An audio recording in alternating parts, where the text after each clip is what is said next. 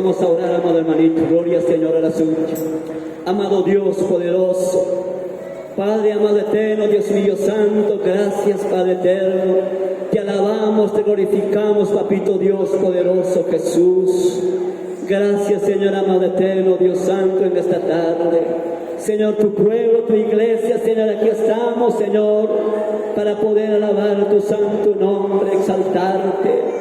Amado Dios poderoso Jesús, Señor amado eterno, también tu palabra, Señor. Señor, tú, Señor, enséñanos, Señor, en esta tarde, amado eterno Dios, mediante, Señor, Dios mío, santo de tu siervo, tú hable, papito Dios, a tu pueblo, a tu iglesia, amado eterno, Dios mío, Jesús de Nazaret, Señor mío, Dios santo, gracias, papito Dios, amado eterno, te agradecemos, Señor, en esta tarde, poderoso Dios, gracias, Señor, amado eterno. Bendito sea, Señor, tu nombre poderoso. Gracias, mi Dios todopoderoso.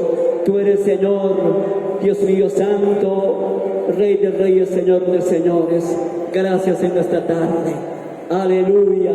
En el precioso nombre de tu Hijo amado Cristo Jesús de Nazaret. Amén. Amén. Gracias, Jesús. Aleluya. Dale una ofrenda, aplauso a ese Señor Rey.